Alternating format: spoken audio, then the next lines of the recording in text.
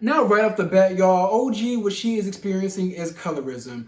I feel like it's about 20% colorism, 60% featureism, and 10% is the fact that they don't like her because they can't bully her. I mean, if you even look back on the past season when OG was standing up for herself, Malaysia went ahead and said to her, like, why can't you just take it?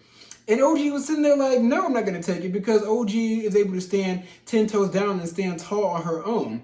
Now, however, I want to say that OG's looks weren't really the defining factor that kind of sparked the beef between her and the other girls.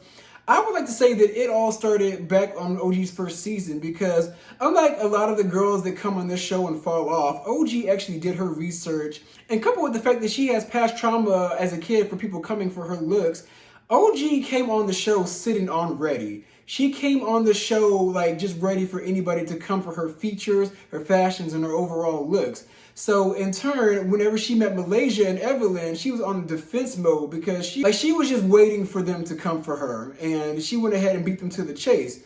But however, I will say that it is colorism as well because she's going through the same things that Shawnee and Evelyn and at one point Tammy put Royce through. They also put Jennifer through the same things. They also tried to bully that one crazy dark-skinned girl. I forgot her name, but she was like an aspiring singer.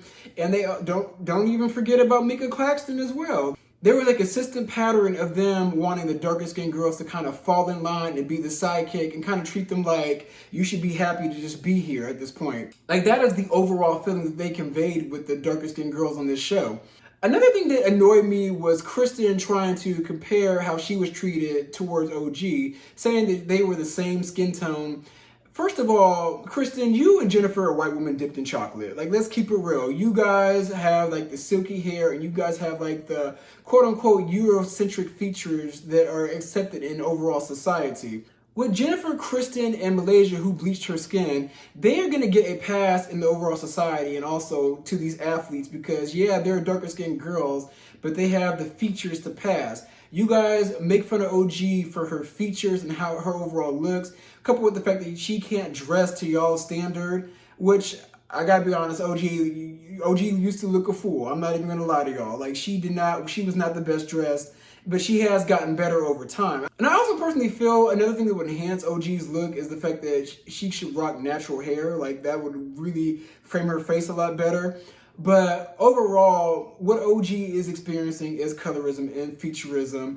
And I feel like also part of it, OG does need to take a little bit of accountability because she did kind of come on to the scene as, I'm not going to say the A word, but she did come on the scene sitting on ready and ready to go in on somebody. Like we have to keep it all the way real. But I'm a fan of OG and I support OG 100%. Talking about Shawnee, aka Nostradamus, aka a pimp named Redbottom. Shawnee has made a good coin off of pimping these girls for the past 11 years. Shawnee O'Neal, in my opinion, is not a good human being. I think she is very exploitative. I think that she is able to kind of get away with a lot of things because she has this very calm, demure look and presence that she exerts over everybody. But over time, she has been able to show her true colors. For one, y'all, Shawnee should not be on the show. Shawnee should be the way she was the very first season of Basketball Wives, like dip in and then dip out. That's how Shawnee should be. That's how a producer who wants to be a part-time cast member, that's how they should be on a reality show.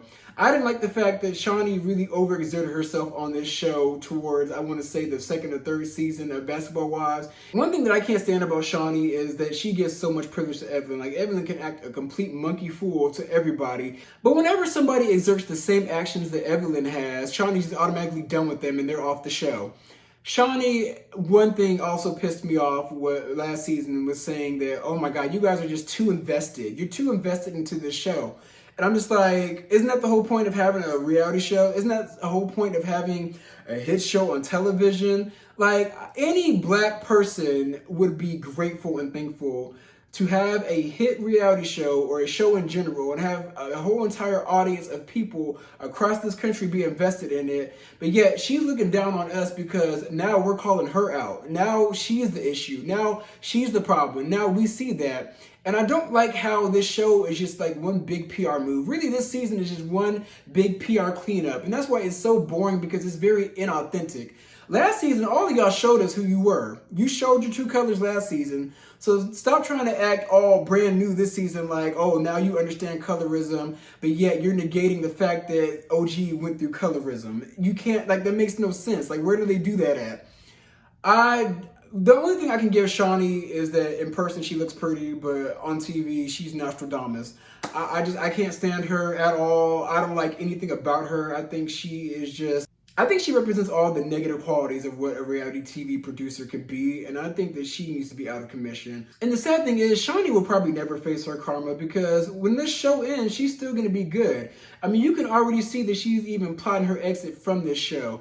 She moved all the way to Houston. First of all, stop moving to Houston! But she's in Houston. And then on top of that, and if you guys could think back to 2 seasons when Tammy was on the show, after that season finished airing, Tammy revealed that she was going to do a Dallas or a Houston version of Basketball Wives.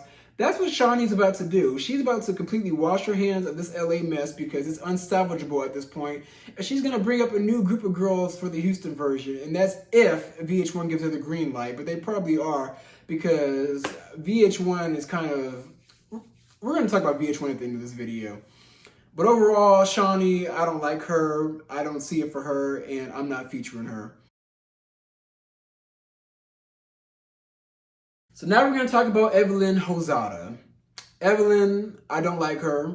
I will say I only liked her at the first half of Basketball Wives, that first season when she was pretending to be classy. But over time, I want to say Evelyn's bad behavior started when she threw that cup of water in that girl's face the very first season. And over time, she has just been continuously rewarded for her bad behavior. Another thing about Evelyn is that she is shady, she's not to be trusted, she's violent, and she's a homewrecker. Now, a little tea about her, I know somebody that used to date Carl Crawford, and when that person was dating Carl Crawford, Evelyn was the mistress in that situation. Evelyn was the other woman, and Evelyn was the one that ended up getting the come up. The person that I know dated Carl Crawford was dating him for over like 10 to 13 years, and that whole entire relationship just ended, and Evelyn ended up with the baby that you see today. Even when that relationship ended, Evelyn was still the mistress, because Carl ended up having another baby the same time she had Leo. So I just see how Evelyn gets down, and I see her for her works. I don't see any redeeming qualities about her, and that's a damn shame. The only thing I can give her is that she is funny. She's funny on the show. But I can't get with her with this fake victim mentality that she has. It's like she's playing a victim when OG was the victim. OG was the victim last season, but now she's trying to act like, oh my God, I feel so attacked. This whole entire colorism thing is false. I'm not racist. Like, Evelyn is just full of shit to me. You tweeted out a monkey emoji referencing OG. You cannot tell me that that was not in reference to her. Who else was she beefing with at the time? It is just really crazy to me that she is trying to Jedi mind trick us into being on her side. It's just ridiculous. And Evelyn also gives me flashbacks to DaniLeigh in reference to Latinos. Whenever they get called out for being racist or saying the N-word, they just like to wave the flag of, oh, I'm Afro-Latino, and then bam, the conflict is resolved. No, Evelyn has never claimed to be Afro-Latina up until the whole entire OG situation. And then speaking about being black, I do find it funny that us as the black community all of a sudden are holding Evelyn to task for saying the N-word after all these seasons, which, off topic, but black people, it's your fault. It's your fault that everybody's saying the N-word. We gave license to everybody to use it. Everybody got comfortable saying it. It's in every single rap song. It rolls off the tongue. It's easy to say. Everybody's saying it at this point. And we can't even do anything about it. We can get mad. We can go uproar. We can be mad at anybody saying the N-word. And I'm not taking up for Evelyn at all. Don't even get it twisted. But we can get mad at people saying the N-word. But at the end of the day, y'all going to let them say it. It's still going to be in these rap songs. It's still going to be in the magazine. It's still going to be in blogs.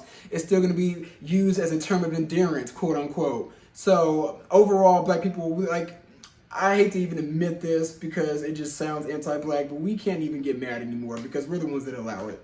Like, we can't even get mad at people anymore for saying the N-word because you guys let them. It's your fault. But overall, Evelyn has showed us who she is. She's not changing no matter how many crocodile tears that she cries.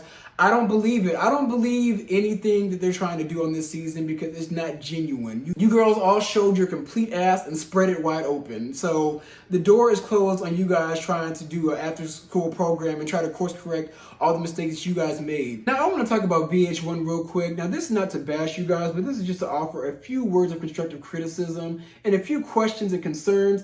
What is going on? What do you guys have going on right now? Because for one, Basketball Wives is only pulling in 100,000 viewers. Black Ink Crew should have been canceled. Love and Hip Hop is flopping. T.I. and Tiny Family Hustle is on its last leg, borderline canceled due to that scandal. So with these 4 anchor shows kind of on the outs, what other programming do you guys have that's going to come into fruition for us to watch? Because you guys used to be the king of Monday Night Madness. You guys used to be the premier Monday night reality show spot for everybody to watch. And now the programming that you have is just not really cutting it at this point. And you can tell a shakeup is going to have to happen because a lot of these shows have lasted way past their expiration date. And Basketball Wives is one of them. I tell you, every time Basketball Wives even got renewed during the LA season when Miami fell off, I would just roll my eyes at it because it literally became the cat that had 9 lives. But overall, these are my opinions on Basketball Wives. This season is a flop. It may be their last, but who knows? Because they've been able to outlast a lot of scandals and foolery and fuckery. But those are my opinions, so be sure to like, comment, and subscribe. And I'm going to come at you guys with some more content.